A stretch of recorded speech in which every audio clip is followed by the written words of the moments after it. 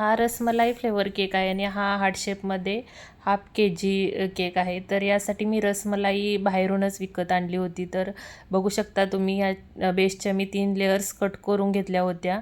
पहिली लेयर ठेवून घेतली, त्याच्यावरती मी रसमलाईचा जो रस आहे तो त्यानेच सोप करून घेतलं. त्याच्यानंतर मी पॅलेट नाईफच्या सहाय्याने क्रीम स्प्रेड करून घेतली आणि मग आपल्या जे रसमलाईचे जे स्लाईस होत्या तर त्याचे मी छोटे छोटे तुकडे करून घेतले होते.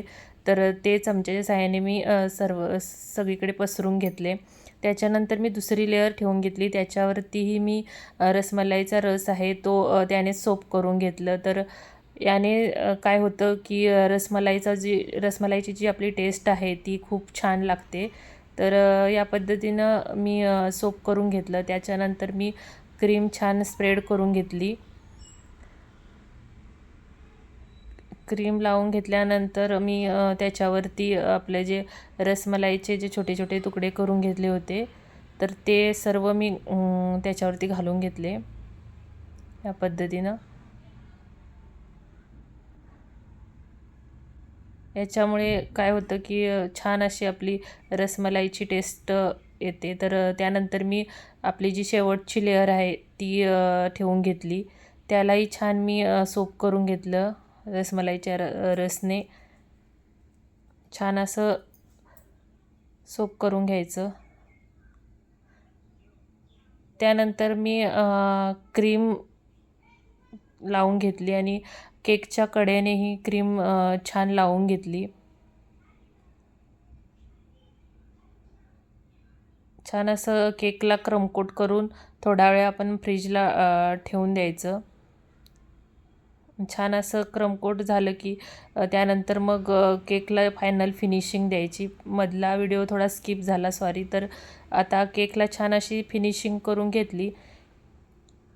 छान अशी फिनिशिंग झाल्यानंतर मी इथे आपलं जे व्हाईट कंपाऊंड असतं चॉकलेटचं तर ते त्याच्यामध्ये येलो ड्रॉप 2-3 टाकून घेतले होते. तर छान असं त्या व्हाईट कंपाऊंडनं आपलं ड्रिपिंग करून घ्यायचं.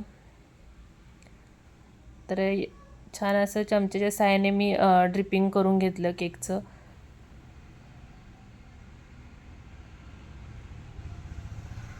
तर कलरही बघू शकता तुम्ही, येलो कलर किती छान आलेला आहे.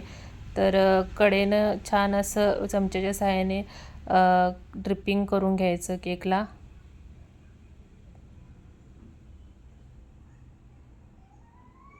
त्यानंतर मी क्रीममध्ये थोडा येल्लो ड्रॉप टाकून घेतला आणि पायपिंग बॅगच्या सहाय्याने आपलं नोझलच्या सहाय्याने कडेनं छोटी डिझाईन काढून घेतली एका साईडून.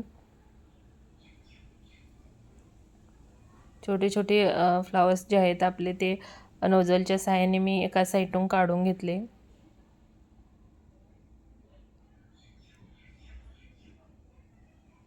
तर त्यानंतर मी जे आपले पिस्ता असतात तर ते मी एका साईडून टाकून घेतले या पद्धतीनं. त्याच्यानंतर मी जे नोझलच्या सहाय्याने जी डिझाईन काढली आहे त्यावरती मी थोडे पिस्ता टाकून घेतले.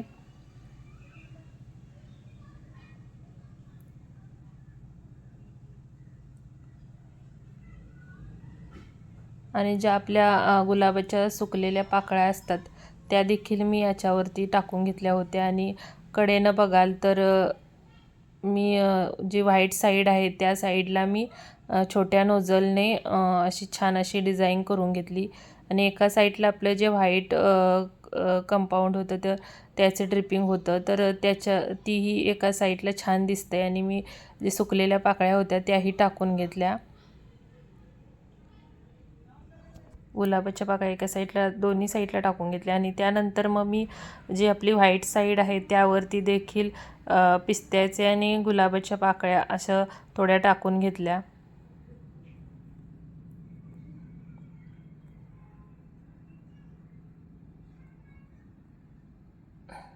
तर बघू शकता केकला आपल्या छान असा लुक येतोय. तर मी हे पिस्ता वगैरे टाकून घेतलं. त्यानंतर मी नोझलच्या सहाय्याने आपल्या पायपिंग बॅगमध्ये क्रीम घालून घेतली आणि त्याच्या सहाय्याने नाव देखील मी केकवरती टाकून घेतलं. तर उर्वी असं नाव होतं, तर ते देखील मी केकवरती टाकून घेतलं. तर कॅमेऱ्याची साईड उलटी असल्यामुळे नाव थोडं उलटं दिसतंय, तर मी तुम्हाला दाखवते. पूर्वी असं मी नाव टाकून घेतलं होतं आणि हॅपी बर्थडेचं देखील छोटं टॅग होतं, तर ते देखील मी इथं लावून घेतलं. तर बघू शकता आपल्या केकचा फायनल लूक. तर केक किती आपला छान आणि सुंदर दिसतोय. तर तुम्हाला हा केक आवडला असेल तर नक्की लाईक, कमेंट आणि सबस्क्राईब करायला विसरू नका. पुन्हा भेटू. धन्यवाद.